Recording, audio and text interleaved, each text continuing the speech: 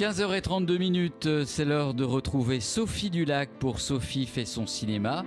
Et c'est dans le cadre des rendez-vous d'Hélène Schumann. Eh ben oui, bonjour à toutes les deux. Bonjour Sophie. Alors évidemment, c'est vous qui faites votre cinéma aujourd'hui. Et d'abord, on va aborder un sujet qui fâche, Sophie. On vous a entendu partout, sur toutes les radios, dans toutes les télévisions, mais pas chez nous, sur Radio G. On est ravis de vous avoir et que vous nous parliez donc du pass sanitaire dans les cinémas. Et cela depuis le 21 juillet. C'est un véritable casse-tête. Alors vous allez nous expliquer pourquoi, comment, vous qui avez quand même plusieurs salles à Paris. C'est pas tellement un casse-tête, c'est une catastrophe, j'ai envie de vous dire, de brandir ce pass sanitaire dans les salles de cinéma, qui déjà avait beaucoup de mal jusqu'à présent à retrouver un nombre de spectateurs cohérent.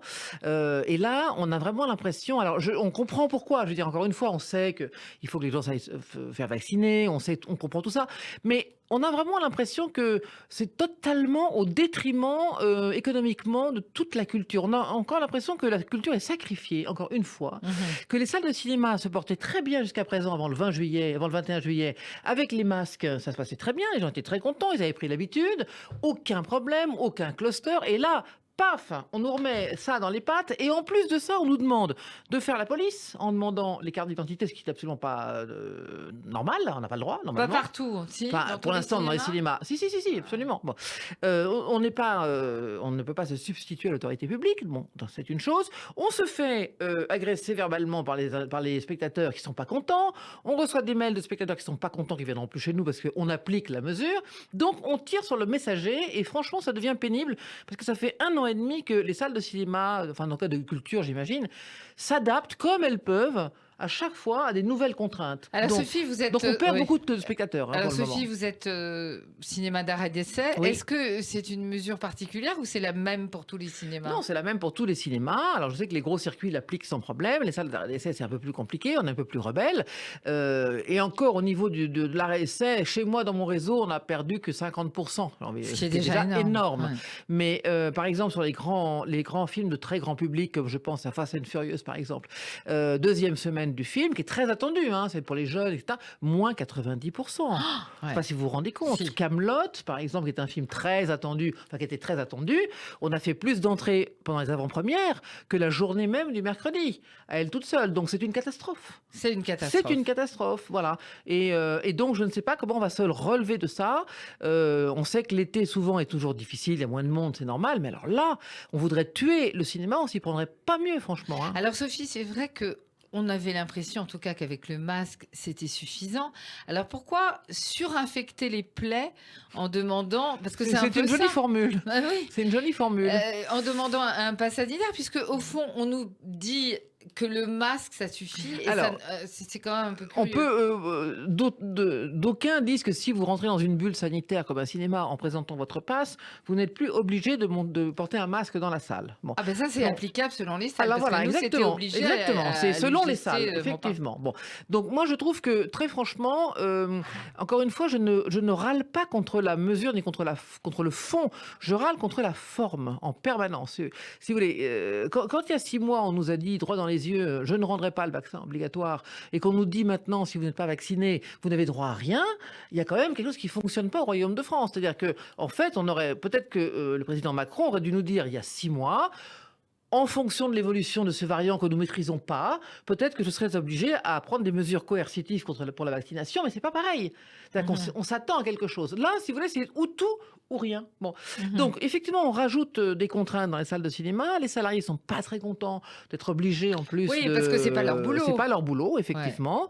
Ouais. Les spectateurs sont pas contents, même s'il y en a qui trouvent que la mesure est normale et qu'il faut y aller.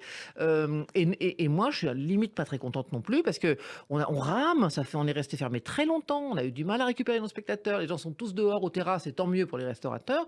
Mais nous, maintenant, là, pour le coup, on a perdu plus d'1 million de spectateurs en 1 semaine. Oui, alors qu'il faisait mauvais, c'était idéal alors, pour aller au cinéma, mais voilà, en fait, donc je ne sais pas ce qui va se passer là dans les semaines qui viennent et à la rentrée, comment certains vont se relever ou pas. Alors Sophie, vous avez plusieurs salles, et rive gauche et rive droite. Est-ce que vous notez, par rapport aux endroits où ils sont, une fréquentation plus importante ou moins importante ? Si je prends par exemple Majestic Passy, Harlequin, ou Bastille, vous avez l'impression que quand même, il y a plus de monde dans certaines salles? Ça dépend de la programmation.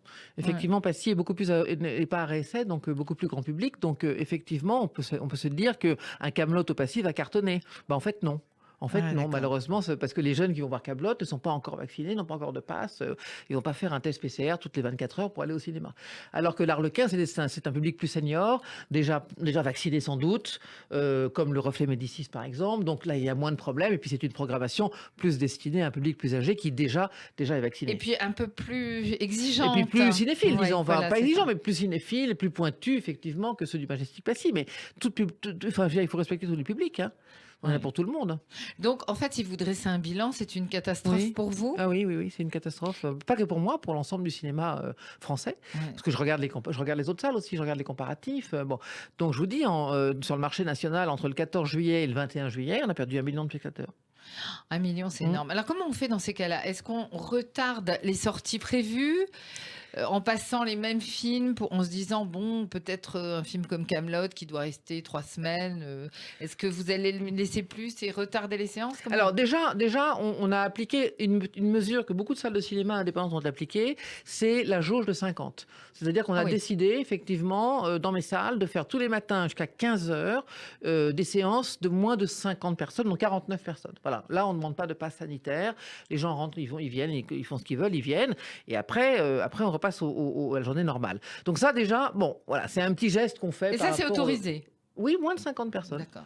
C'est ce qu'a dit le Premier ministre. Les événements de moins de 50 personnes n'ont pas besoin de passe sanitaire. Donc on ruse, entre guillemets, et donc on arrête nos jauges à 49. Voilà, comme ça, au moins, les gens qui viennent, ils savent qu'ils peuvent avoir des séances sans passe sanitaire.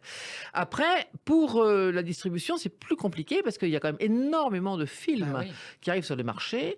Et donc, les décaler, c'est très compliqué parce que d'abord, ça demande... il y a quand même de l'argent qui a été dépensé pour les faire exister, ces films-là. Donc, si vous les décalez dans le temps, il y a d'autres films qui vont se mettre au fur et à mesure. Vous savez, c'est un peu l'effet domino. Et donc, vous allez devoir de nouveau surenchérir sur le plan financier pour que ces films-là, si vous les décalez d'1 mois, 2 mois, 3 mois, de nouveau réexistent sur le marché, sur le plan marketing.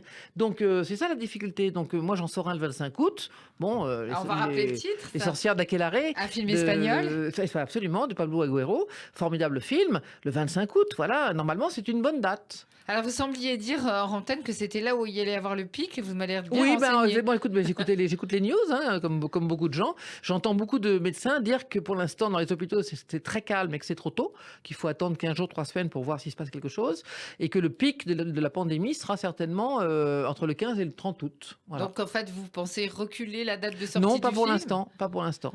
Mais est-ce que vous ne croyez pas que c'est un effet aussi de peur, que les gens ne vont pas au cinéma par crainte, pas seulement à cause du pass? Je crois qu'il y a les deux. Il y a encore peut-être un peu de crainte et il y a surtout une espèce de sentiment qu'on leur impose quelque chose qui ne leur convient pas.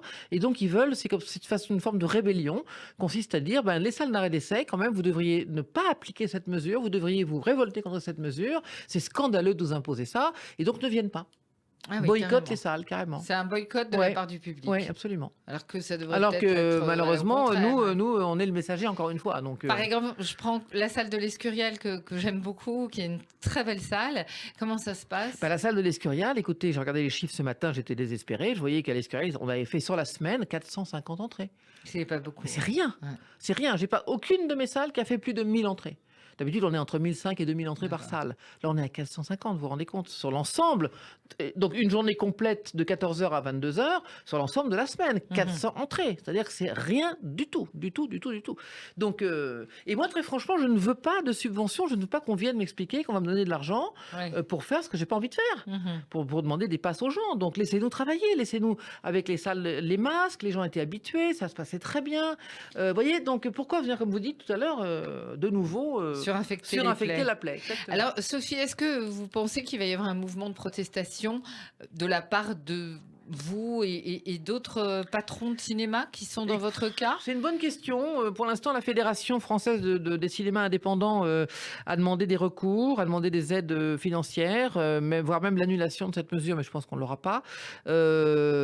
Après, les patrons de cinéma, ils sont comme tout le monde, vous savez, ils vivent, ils ont des salariés, ils ont des loyers, ils ont des charges. Je veux dire, qu'est-ce que c'est une rébellion on ferme les cinémas? Fermons alors. En tout cas, ce qui est terrible, sans aller jusqu'à là, c'est de voir très souvent, ceux qui sont à l'accueil, en tout cas qui sortent les tickets des gens, pas contents du tout parce qu'ils doivent aussi demander le pass sanitaire du style, ah bah nous, c'est pas notre job, Bah, quoi. parce que c'est eux qui se font engueuler. Ouais. C'est ça le problème, c'est eux qui se font engueuler par les internes, par les spectateurs qui viennent et qui râlent. Bon, et puis c'est vrai que c'est pas notre boulot. On n'est pas policier, on n'est pas contrôleur de douane, on n'est pas contre. Bon, non mais c'est vrai. Nous on est passeurs d'image. Nous on est censé a priori et ô combien faire des plaisir beaux aux gens, passeurs. quoi. Oui, Ça c'est joli, passeur d'image, Oui. Sophie. c'est ça. Alors justement, des images, vous en avez plein votre besace, Oui. si je peux dire. Faut qu'on continue.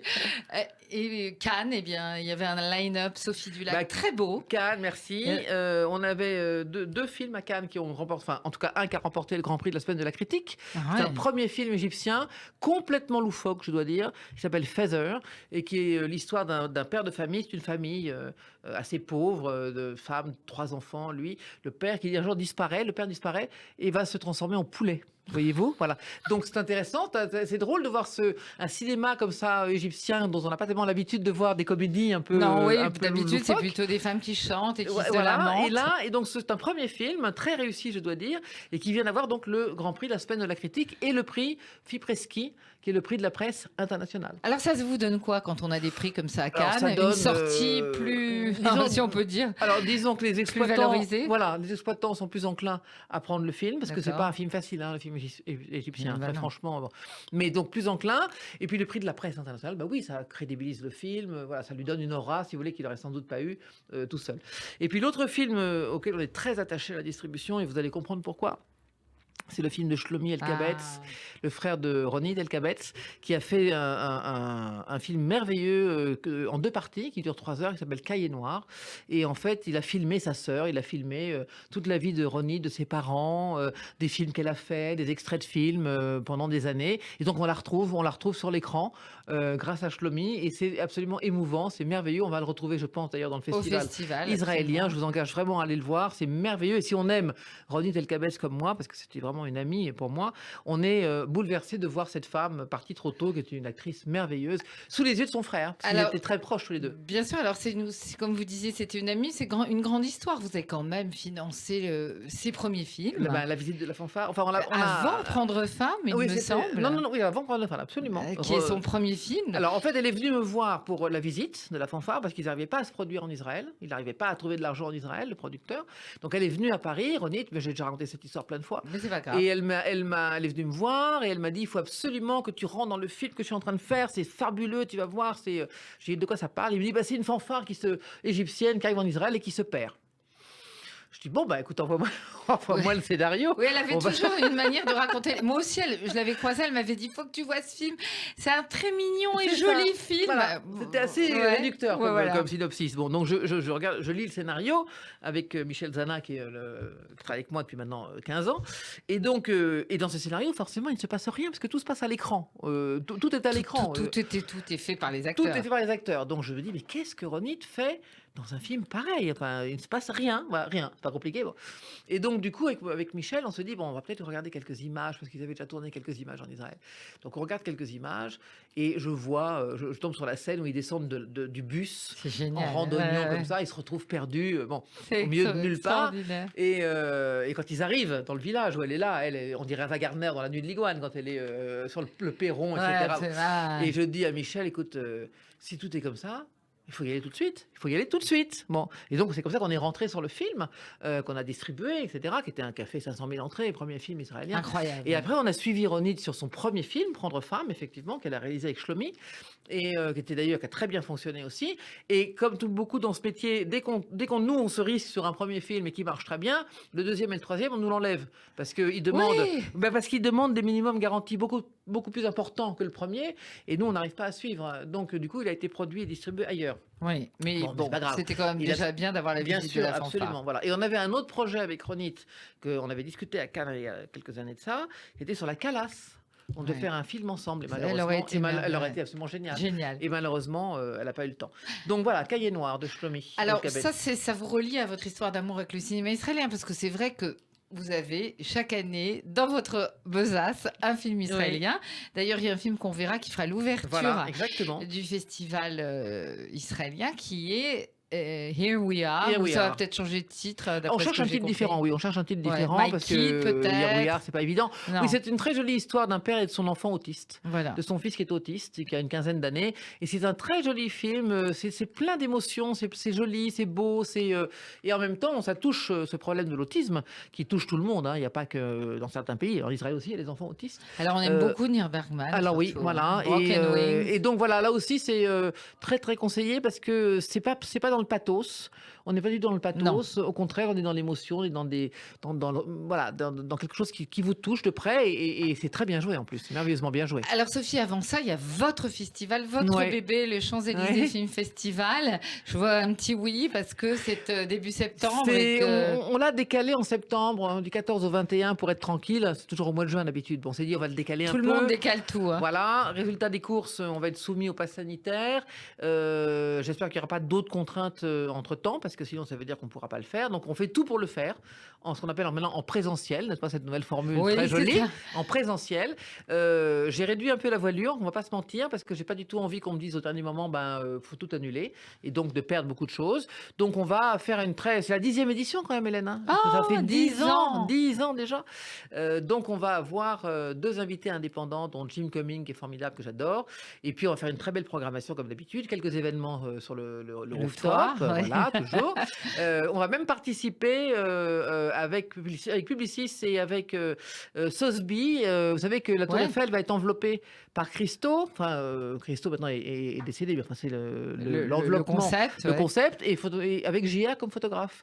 Et donc il y a une très très belle soirée sur le rooftop et à laquelle nous allons participer aussi avec le festival. Ouais, c'est toujours très festif. C'est très festif, Vous, voilà, c'est vous ne super. renoncez pas à ça. Je ne renonce pas à l'amusement et à se faire plaisir. Pour le reste, c'est plus démoralisant.